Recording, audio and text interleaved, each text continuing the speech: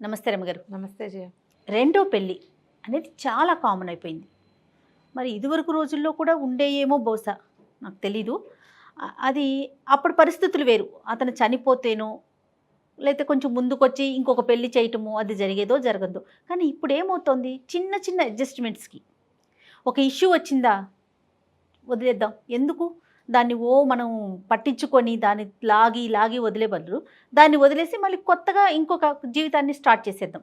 అమ్మాయిలైనా అబ్బాయిలైనా తల్లిదండ్రులు ఇరువైపులా కూడా అదే ఆలోచనలోకి వచ్చేసారు. ముఖ్యంగా తల్లిదండ్రులు అనుకోవాలేమో బహుశా, మా పిల్ల అడ్జస్ట్ అవ్వలేదు, ఎందుకు ఉండాలి, వాడితోనే ఉండి ఎందుకు బాధపడాలి, ఇంకొక ఆప్షన్కి వెళ్దాం. అట్లాగే అబ్బాయి వైపు కూడాను కదా. అది మొదటిది ఫెయిల్ అయినప్పుడు రెండో దాంట్లో సక్సెస్ అవుతాము, అప్పుడు మన ఆలోచన ధోరణి మారాలి కదా. ఫస్ట్ దాంట్లో ఎక్కడైతే ఇబ్బందులు వచ్చాయో రెండో దాంట్లో మనం అవన్నీ అడ్జస్ట్ అవ్వాలి. రెండో పెళ్ళి తప్పనేది నా కాన్సెప్ట్ కాదు. ఫస్ట్ దాంట్లో వచ్చిన ఇబ్బందిని రెండోసారి రాకుండా ఉండాలి అంటే ఎంత అడ్జస్ట్ అవ్వాలి. ముందే అడ్జస్ట్ అయితే సరిపోతుందిగా. అప్పుడు అలా అనిపించద్దు జయ. అలాంటి అవకాశాలు లేకంటారా? లేవు. వాళ్ళు అడ్జస్ట్ అవ్వరు, వీళ్ళు అడ్జస్ట్ అవ్వరు. బలువు సులువు తెలీదు. పక్కనున్న వాళ్ళు, అమ్మ వాళ్ళు ఎవరో ఒకళ్ళు తోసేస్తారు. ఏం పర్వాలేదు తీసేసుకో, డివోర్స్ ఇవాళ రేపు ఏముంది, డివోర్స్ తీసుకుని ఇంకో పెళ్లి చేస్తాం, డివోర్స్ తీసుకుని ఇంకో పెళ్లి, డివోర్స్ ఇంకో పెళ్లి, నేను డివోర్స్ ఇచ్చేస్తా, లేకపోతే వెళ్ళిపో పో ఇల్లు వదిలిపోమ్మనే వాళ్ళు కోకొల్లలు. ఇష్టం లేకపోతే పో అని అబ్బాయి అమ్మాయిని అంటాడు. ఆడమగా అసలు వాళ్ళు వీళ్ళు లేదు. నేను వెళ్ళిపోతానంటుంది అమ్మాయి, పోతే పో అంటాడు. పోతే పొమ్మని. పెళ్ళైన 20 ఏళ్ళకి 18 ఏళ్ళకి 15 ఏళ్ళకి ఇద్దరేసి ముగ్గురేసి పిల్లలు ఉన్నా కూడా ఉంటే ఉండు లేకపోతే పో అనేవాళ్ళు ఇప్పటికీ లక్షల్లో ఉన్నారు జయ. నేను డజన్ల కొద్దీ నా కేసుల్లోనే విన్నా. 45 47 ఆయనకి ఆవిడకో 40 ఉంటాయి, పిల్లలు పెద్దవాళ్ళే. వీళ్ళిద్దరూ కలిసి కొంత జీవితాన్ని చూశారు, 15 16 ఏళ్ళు ముందుకెళ్ళారు. అయినా పొమ్మంటారు. వీళ్ళ దుంపలదేగా, నాకు అర్థం కాదు. పో అంటే ఎంత బాధ్యత రాహిత్యమో, ఎంత ఇర్రెస్పాన్సిబుల్లో. మనిషి ఎక్కడికి వెళ్ళలేదు అనే అంతే కదా రమ్మగారు. అంతే. ఏం చేస్తుంది, నేను తప్ప వేరే వాళ్ళకి గతి లేదని. ఒకవేళ ఏదైనా వీళ్ళే మొండికెత్తి పోయారనుకో, పాపం వెళ్ళిపోయారనుకో, వెళ్తే ఆ ఇంట్లో వాళ్ళు బతకనిరు, వాళ్ళు వీళ్ళని వెనక్కి పంపిస్తారు. ఆ వెళ్తానో వెళ్ళావుగా అని ఎక్కిరిస్తారు. వీళ్ళు ఇక్కడ ఉండలేక దాన్ని తెచ్చుకుంటారు. నువ్వు వెళ్ళావు మా ఇంట్లోకి రావడానికి వీల్లేదు అని వాడు అండు. అమ్మాయిని తెచ్చుకుంటాడు, వెనక్కి తెచ్చుకుంటాడు, కానీ దెప్పి పొడుస్తూ ఉంటారు. అసలు ఈ పొమ్మంటం అనే కాన్సెప్ట్ ఎందుకు వస్తుందో అర్థం కాదు. డివోర్సు అనేది ఒక భయంకరమైన వ్యవహారం. ఇప్పుడు నీరులో ప్రవహిస్తోంది రమ్మగారు, ఉంది, విపరీతంగా ఉంది. కాకపోతే ఏంటంటే వీళ్ళు ఇప్పుడు రెండో పెళ్లి చేసుకున్నారు అనుకుందాం, మనం కూడా ఎంకరేజ్ చేస్తాను జయ. నేను రెండో పెళ్లిళ్ళు తప్పకుండా చేసుకోవచ్చు అని చెప్పా క్లియర్గా. అవును, దాంట్లో ఏమీ తప్పలేదు, మూవ్ ఆన్ అవ్వచ్చు, జీవితంలో మంచిదే. కాకపోతే నీకు ఇక్కడ ఏదైనా విపత్కర పరిస్థితులు, ఇక్కడ ఉండలేని స్థితి, ఇతను చాలా ప్రమాదకరమైన వ్యక్తి, విపరీతంగా వాళ్ళిద్దరూ బ్యాడ్ హ్యాబిట్స్ ఉన్నాయి, డబ్బుతో ఇబ్బందులు, కొడతారు, హింసిస్తారు, ఇతరత్ర వ్యవహారాలు ఉన్నాయి, ఎవరినో తెచ్చి నెత్తి మీద పెడతారు, లేదా సంస్థ దాంపత్య జీవితం సరైనది కాదు, లేదు, కాంజుగల్ లైఫ్ లేదు, అత్త మామ ఉండనివ్వటం లేదు, ఇంకో దారి లేదు, డివోర్స్ తీసుకున్నావు, ఇంకో పెళ్లి చేసుకో. ఏవో మెడికల్ బేసిస్ మీద కూడా తీసుకోవాల్సి వస్తుంది కదా పాపం, చెప్పలేకపోతాం, చేసుకోవచ్చు. కాకపోతే నువ్వు అడ్జస్ట్ అవ్వడానికి ఇబ్బంది పడి అడ్జస్ట్ అవ్వక ఇంకో పెళ్లి చేసుకో. అసలు నువ్వు పెళ్ళే మానేస్తే సరిపోతుందిగా. పోనీ అడ్జస్ట్ అవ్వలేవు, నువ్వు అడ్జస్ట్ అవ్వవు. నువ్వు ఇక్కడ అవ్వలేదు అంటే ఇంకో చోట కూడా అవ్వవు. ఆ పెళ్ళి మాత్రం ఎందుకు, అది ఇంకో పెళ్ళి, ఇంకో చెయ్యి మారటం. సమాజానికి ఏం చెప్తాం మనం? రెండో పెళ్లి చేసుకుంటాం, అక్కడ అడ్జస్ట్ అవ్వవు. పోనీ అడ్జస్ట్ అవుతావు, అమ్మో ఇంకా ఎన్ని పెళ్ళిళ్ళు చేసుకుంటావు అని మీ అమ్మ అంటుంది, నీకే అనిపిస్తుంది. నీకు కూడా ఒక్కోసారి అనిపించదా, మనం ముందు ఉదయం అడ్జస్ట్ అయితే పోయేది, వాడే బెటర్ వీడికంటే అనిపించే రోజులు కూడా కనపడతాయమ్మా మనకు. అది నోరెప్పి చెప్పుకోలేము, ఇంకేం చెప్పుకుంటావు, చచ్చినట్టు అనుభవించాల్సి వస్తుంది. ఎప్పుడూ జయ తెలియని దేవుడి కంటే తెలిసిన దయ్యం చాలా బెటర్. ఆ దయ్యానికి దాని చేష్టలేంటో, దాని విన్యాసాలేంటో, దాని ఓవర్ యాక్షన్ ఏంటో, దాని అభిప్రాయం ఏమిటో నీకు అర్థమైంది, తెలుసు. నువ్వు దాంతోటే ఉన్నావు, కొంతకాలం సహజీవనం చేసావు అని దాంతోటి, దాని సంగతి నీకు తెలుసు. దాని వేళ కళలు, అది ఏ విషయానికి ట్రిగర్ అయి పోట్లాడుతుంది, ఎప్పుడు తిరగబడుతుంది, అవన్నీ నీకు తెలుసు. దేవుడు ఉన్నాడే, ఆయన అందంగా ఉంటాడో చందంగా ఉంటాడో, ఆయన కోపం వస్తే ఆయన ఎలాంటి శాపాలు పెడతాడో నీకేం తెలియదు. దేవుడు అనేది ఒక ప్రత్యేకమైన విషయం. రెండో పెళ్లి ఇంచుమించు అలాగే ఉంటుంది. ఎంత బాగా చెప్పారు రమ్మగారు. తెలీదు మనకి. అవునవును. ఆ తెలియక రెండో పెళ్లిలో దిగి, ఇప్పుడు దిగద్దని చెప్పట్లా నేను, నువ్వు ఇక్కడ అడ్జస్ట్ అవ్వాల్సి వస్తే ఇక్కడే అయిపోవు అడ్జస్ట్మెంట్ ఏదో. కానీ ఈ అడ్జస్ట్మెంట్ అనేది నా వైపే ఉందనే ఆలోచన రావాలి ముందు, ముందు అవతల వైపు నుంచి రావాలి కదా అని కోరుకుంటే అందుకని ఇప్పుడు అది- ఫ్యామిలీ కౌన్సిలింగ్ ఎలా చేస్తాము, ఇద్దరు కావాలి. కావాలి. వాళ్ళు ఒకటి చెప్తారు, వీళ్ళు ఒకటి చెప్తారు. మామూలుగా ఏంటంటే ఇప్పుడు మీరు ఎట్లా రమ్మగారు, మీరు సింగిల్ గా చేసేస్తారా, నేను ఇద్దరు ఎక్కువ single way కనిపిస్తున్నారా? చేస్తున్నాను జయ. అంటే ఈ డివోర్స్ కోసం వెళ్ళే కేసులు నా దగ్గర ఎక్కువ రావటల్లా. ఓ, వాళ్ళందరికీ ఏవో- అర్థమైపోయింది రమ్మగారు ఎంకరేజ్ చేయాలి. ఏవో సమస్యలు, దానికి ఎలా సర్దుకోవాలో తెలియనివి. ఓకే, సంతోషం కదా అక్కడ దాకా వస్తున్నారంటే. అలాంటివే వస్తున్నాయి. పైగా యంగ్స్టర్స్ తక్కువ మన దగ్గర ఉన్నారు, కానీ తక్కువే, కింద తక్కువనే చెప్పాలి. వాళ్ళకి నేను వీళ్ళే అడ్జస్ట్ కాకపోతే నేను ప్రతిసారి నేనేం చెప్తానంటే జయ, మన సంగతి చూడు. ఇప్పుడు నేను మా ఇంట్లో సంగతి ఏదో నీకు చెప్తా, అలా అయింది ఇలా అయింది ఇలా అయింది. నా వెర్షనే కాదు నేను నీకు చెప్పేది. అంతే కదా.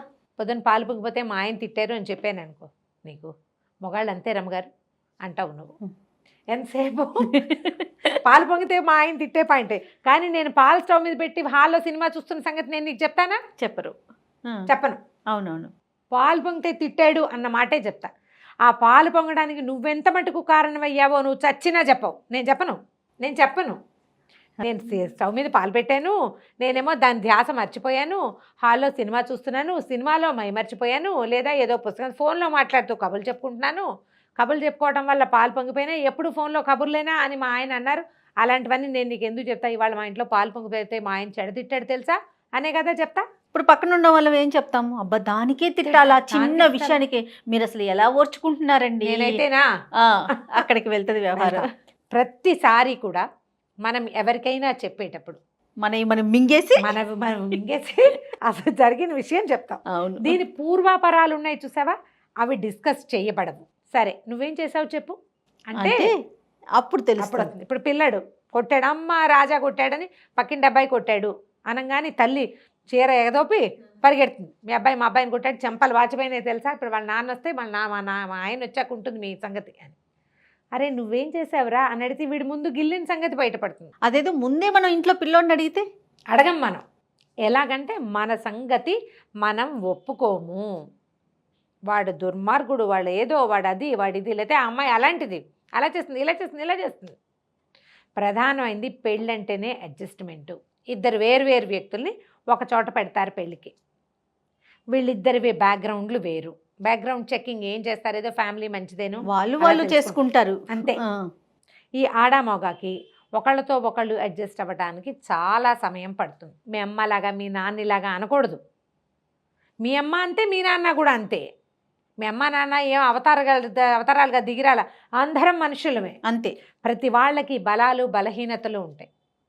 ప్రతి కుటుంబంలోనూ ఏవో లోటుపాట్లు ఉంటాయి. కొన్ని చోట్ల తండ్రులు ఉండరు, కొన్ని చోట్ల తల్లులు ఉండరు.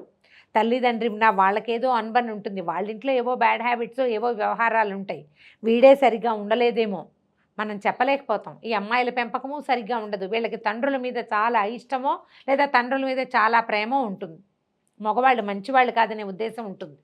పెళ్లి చేసుకుంటారు కానీ మగవాడిని నమ్మకూడదు అనుకుంటారు, వాళ్ళు చూసిన దాన్ని బట్టి అంతే. వీళ్ళేమో ఆడాళ్ళని ఎక్కువగా పెంచకూడదనే మనస్తత్వంలో పెరిగి ఉండొచ్చు. కొంతకాలం లాగుడు పీకుడుగానే ఉంటుంది. మొదటి సంవత్సరం లోపలే కొట్లాటలకు దిగి డివోర్స్కి దిగిపోయే వాళ్ళు ఇప్పుడు చాలామంది కనిపిస్తున్నారు. మొదటి నెలలోనే దిగిపోతున్నారు రమ్మగారు. మీరు ఇంకా సంవత్సరం దాకా పెంచారు. ఇందులో ఏంటంటే నేను చెప్తాను జయ, ఇప్పుడు ఒక మాట చెప్పాలి. ఇప్పుడు మగపిల్లలు ఆడపిల్లలు కూడా అబద్ధాలు చెప్పేస్తారు ముందు పెళ్ళికి. హ్యాబిట్స్ ఉన్నా చెప్పరు. ఇప్పుడు మాట్లాడుకోండి అని చెప్తున్నాం మనం. హ్యాబిట్స్ ఉంటే నాకు మంద అలవాటు ఉంది, నేను వెజిటేరియన్ని కాను, అలాంటివి చెప్పరు వీళ్ళు అడిగినా సరే. ఇప్పుడు చాలా కామన్ ప్రశ్న చేయ బ్రాహ్మిన్స్లో కూడా, నువ్వు ప్రతి వాళ్ళు దీనికి కనెక్ట్ కావాల్సింది. నేను ఎవరిని ఉద్దేశించి చెప్పటల్లా, మీరు వెజిటేరియనేనా అని మేము కూడా అడగాల్సి వస్తుంది చేయ అబ్బాయిల్ని. ఆ అబ్బాయి నేను వెజిటేరియన్ కానీ నేను ఎగ్టేరియన్ అని చెప్పేవాడు కనిపిస్తాడు. కాదు నేను నాన్ వెజ్ తింటాను రెగ్యులర్గా, అదేదో ఓపెన్ గా చెప్పి. ఇప్పుడు ఈ అమ్మాయి అస్సలు ఇష్టపడదు అనుకో, దాని బతుకంతా ఈ నాన్ వెజ్ తినేవాడితోటే వెళ్ళాల్సి వస్తుంది. అదేం తప్పని కాదు, అమ్మాయి సహించాలి కదా. మంద అలవాటు ఉందా, సిగరెట్ అలవాటు ఉందా అడుగుతున్నారు. అడిగితే ఉందని చెప్పే మగపిల్లల సంఖ్య ఎంత ఉందో, ఉన్నా కూడా లేదని అబద్ధం చెప్పే మగపిల్లల సంఖ్య అంతా ఉంది. ఈ మందు హౌ ఆఫెన్ నువ్వు ఎంత ఫ్రీక్వెంట్గా తాగుతావు లేదా ఎంత ఫ్రీక్వెంట్గా తింటావు, ఇది ఒక రకం. ఇవి నిజాలు చెప్పటల్లా. వాళ్ళ దగ్గర ఉన్న ఆస్తిపాస్తుల గురించి కానీ డబ్బుల గురించి కానీ ప్రశ్నలు వస్తే నిజాలు చెప్పరు. మీరు మాట్లాడుకునేటప్పుడైనా నిజాయితీగా మాట్లాడుకుంటే కదా నీ నిజాయితీ, నీ అసలు రకం నచ్చిందే వస్తుంది. అంతే. అమ్మాయి అన్నీ బాగున్నాయి ఈ ఒక విషయం మీద ఎందుకు మానేయాలని చేసేసుకుని తర్వాత హ్యాబిట్స్ వదిలిపెట్టుకోరు. వాళ్ళతో వీళ్ళు బతుకంతా ఎట్లా ఈడుస్తారు? డివోర్స్ తప్పవు కదా. అవును. ఈ పాయింట్ల మీద అవును. అక్కడి నుంచి అన్ని రకాలు అమ్మాయిలకి ఏదో ఉద్యోగం చేసుకోవాలని ఉంటుంది, ఉద్యోగాలు చేయాలని ఉంటుంది, పల్లెటూరు సంబంధం వచ్చింది, అన్నీ బాగున్నాయి. ఈ అమ్మాయికి ఉద్యోగం ఉంటుంది, ఆ ఊరు వెళ్ళిపోతారు, అన్నీ బాగున్నాయి. పెళ్లి చేసుకున్నాక ఓ పిల్లాడు పుట్టకముందో నాకు ఉద్యోగం అని మొదలు పెడతారు. ఇప్పుడు అతను ఆ ఊళ్ళో ఉంటాడు, అతను ఆ పల్లెటూరులో వ్యవసాయమో లేకపోతే అక్కడ ఉండే వ్యాపారాలు ఏవో ఉంటాయి లోకల్వి. ఈ అమ్మాయి టౌన్కో సిటీకో వెళ్ళిపోవాలంటుంది, కుదరదు. ఏం చేస్తారు? డబ్బులేం సరిపోవు, అన్బన్ అలాగే ఉంటుంది. నువ్వు అది ఆ ఐడియాస్ ఉన్నవాళ్ళు ఇలాంటి వాటికి దిక్కకూడదు. పోనీ ముందుగానే చెప్పుకోవాలి. అతను కూడా వస్తాడు అంటే బాగానే ఉంటుంది. ఇంక మీకు పెళ్ళెందుకు? నువ్వు ఆ ఊళ్ళో అతను ఊళ్ళో ఉండేదే కదా. ఇప్పుడు మీరు ముందే మాట్లాడుకున్నారనుకో, అతను ఆ ఊళ్ళో ఉండే పెళ్ళానికి ఒప్పుకుని దిగాడు అనుకో, అది వేరే సంగతి. కొంతమంది ఆలోచించుకుంటారు. అవునవును. కొన్ని సంబంధాలు చూస్తాను జయ, ఈ మధ్య ఇటీవల కాలంలో చూసినవే. ఈ అబ్బాయి ఇండియాలోనే ఉంటాడు, అమ్మాయి ఫారిన్ వెళ్ళి వస్తుంది. ప్రతి 2 ఏళ్లకి అక్కడికి వెళ్ళాల్సి వస్తుంది. తను ఆన్ సైట్ వెళ్ళిపోయింది, 6 నెలలు ఉంది, వచ్చింది. పిల్లలు పుట్టాక కూడా ఆన్ సైట్ వెళ్ళిన వాళ్ళు ఉన్నారు జయ. ఆన్ సైట్ 6 months పిల్లలు ఉంటే అత్తగారు పిల్లల్ని చూసుకుంటుంది, ఈ అమ్మాయి ఆన్ సైట్ వెళ్ళి. మరి కెరీర్ కోసం తప్పదు.